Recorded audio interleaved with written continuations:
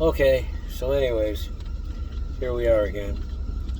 The old senior demolition society. The Demo Society. Anyways, let's see what kind of senior antics have been at the forefront in the last day or two. Well, let's see. I went into the store and I wanted to get something. And don't you love when the people that work there think like, you know, you're older and you won't make a hassle or something like that, you know. They don't know you're really like one of those guys from, what was that movie, No Country for Old Guys? Anyways,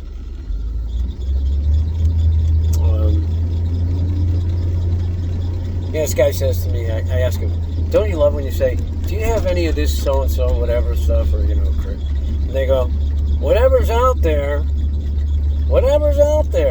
you know, I mean, it's like, in other words, they're telling you, I'm not going to look, I'm not going to help you, and if it's there and you don't see it, oh, well, fuck you. I just think that's hysterical.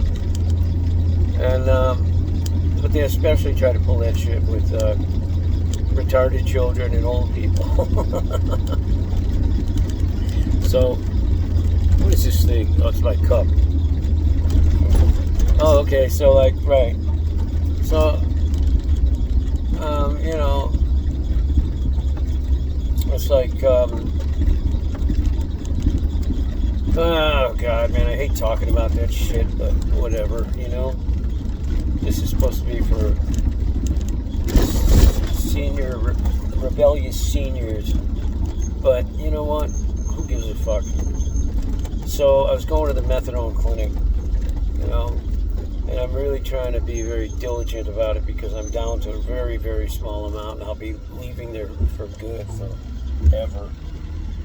And they're supposed to be 24 hours, right? And this is another thing. They think they could get away with this shit because, you know, you're older and they just push you around.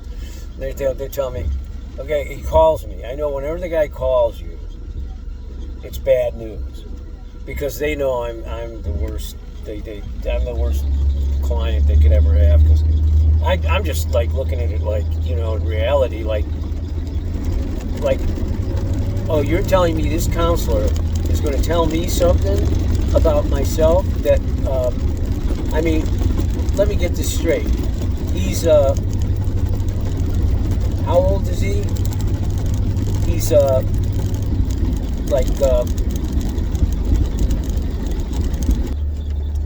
anyways, oh, by the way, I just ran out of gas. I had to put it on pause and go out and put some gas in. Anyways, so like, I'm supposed to go to the clinic, and they tell me, well, we're not going to be dosing at night anymore, so you got to get here by whatever time, right? Like 6, 7 or something. And so I was like, okay, good enough. So they tell me, you know, like 20 minutes before they're telling me they're going to close. So I get on the freeway and I'm flying, man, and I almost got in an accident. And it was not my fault. But it was, I mean, what happened was, you know, when somebody's getting on the freeway and it's kind of like a ramp that like is just a straight angle leading into the freeway and you're all the way on the right, so obviously you have to adjust your speed. But in reality, I don't know this to be certain, but I would think it's pretty much their job to adjust their speed more than your job, because you're already on the freeway. You're already going, pacing. So it's really his job. Well, this asshole in a truck, a pickup truck, you know, just he sees that we're both going to be going about the same speed. We're going to meet at the point where he's going to be trying to get on. So I would slow it down because I don't play those games and I'm not going to get in an accident. But it really was like a miscommunication, I guess. Like, you know, So, and I was going to slow down, but he slowed down. So then I sped up, so I get ahead, so he could get on. And then the guy speeds up, and then I'm like, oh, this is what we got going on here. So I'm looking at the guy, and I want to say to him, are you fucking crazy? You know, you're going to play a game here, you know, at 60 miles an hour or something, and somebody is going to get killed or something. I mean, you know, but anyways, when I say it was my fault, because when I'm looking at him, and I don't usually do this, I usually keep my eyes on the road, but I wasn't looking. And as soon as I looked back onto my lane, man, this lady's taillights were like, literally like 6 feet in front of me. And she was at a stop. And I'm doing like, I don't know, 55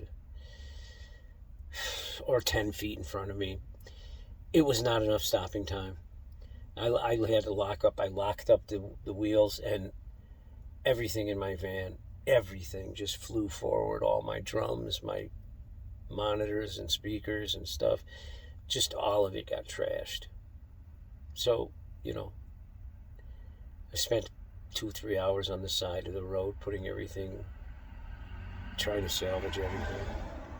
And whatever, you know, that might not be a case of, you know, the bullshit that I'm trying to talk to you about with the senior stuff, because it really is real, man. It's like, I'm telling you, I've never been talked to in such condescending manner from people. Like, you know, I'm like, do I look that old? You know, I don't. Anyways, who knows? Who cares? And anyways,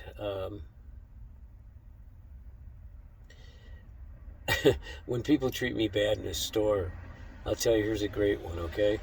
This is the one you use. I use it on everybody, no matter what. No matter what. If a business is bad to me, I don't care what kind of business it is. I don't care if it's a sporting store, right? It doesn't have to be a restaurant. I just go, yeah, and I saw the manager. He went to the bathroom and he didn't wash his hands. I put it on, like, you know, what's that stupid thing? Yelp. People are like, oh, God. I'm so tired. I gotta go to bed. Anyways, I said that we would do some live stuff, but I gotta have some characters on for you guys, you know. You know what I was thinking about was, when you get older, it's like, I think that they should make concessions for us. Like we shouldn't have to wait at the stoplight as long. I don't. I make my own driving. You know, it's like everything is like handicap, like a handicap golfing. You know, you take off in a handicap. Okay, I can only wait at this light. Like now that I'm living on dog years, I can only wait at this light for like 5 seconds, and then it'll equal out to the younger people. See, they got all the time in the world. As you get older, you shouldn't have to wait for things. You shouldn't have, everything should be sped up for you. So, you know, it equals out to, like, you know what I mean? Like, it equals out to the time you would be. I don't know. I told that to a policeman once. I'll tell you about that another time. Anyways, yeah, you know, everything should be sped up and like. All right, I'm going in. This is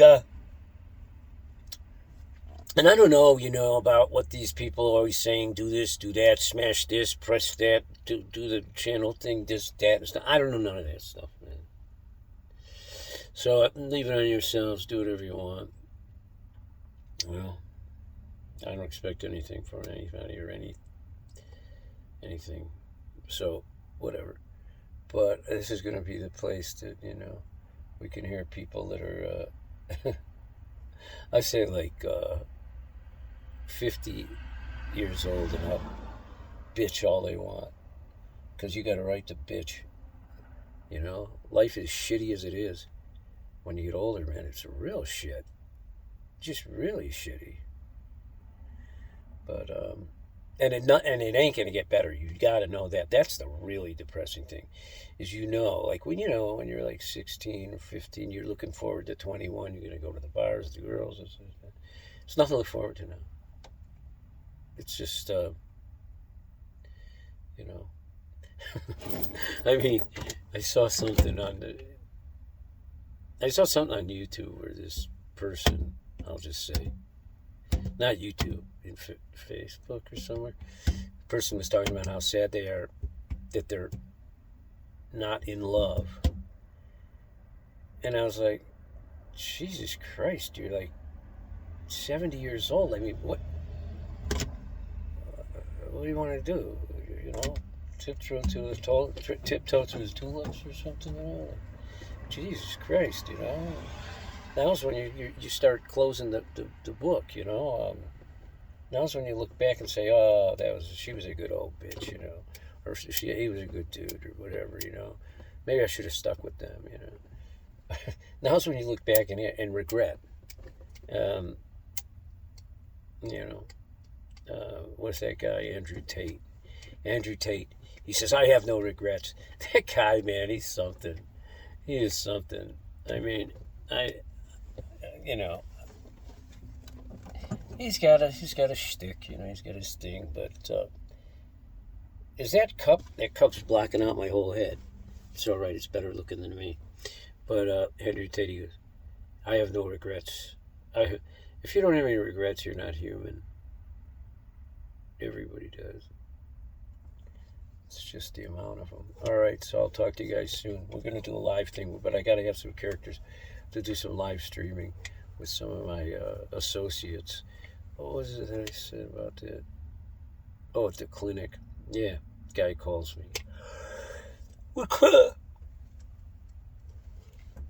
Excuse me. He calls me to tell me he's closing in 15 minutes. And then, did I tell you the kicker? When I got there, after the almost accident from getting there as fast as I could, they told me that, oh, she left early. I said, what? It's not even 7. You told me. Oh, yeah, I know. She just wanted to leave early. So, no dose. No, sorry, not tonight. I'm like, I wanted to tell him, this is the reason I don't want a counselor that was never a junkie or went to prison or stuff like that, because those are things that I did, and you want somebody you can relate to if you're gonna do that shtick, the AA or anything. Anyway, or not for AA and NA, but when you are on a methadone program, it's mandatory that they have some counseling, But I always tell them I'm their worst client, because I'm like, what are you going to tell me? What are you going to tell me? Okay? I've done every drug there is, every way to do it. I've been almost in every country of the world, and I squandered money and time, and now what? What are you going to tell me? Just make me feel better. There's nothing. So can I just sign this thing and say I was here for an hour or something, I know that's all they want. They have to do it for their money, too.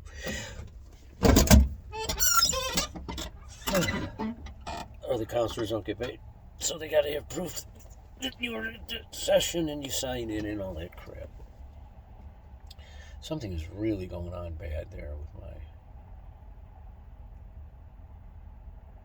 choice of... I don't know. Anyways, yeah, so tomorrow or something. And it is the Senior Demolition SDS Society signing off for tonight. Bye-bye.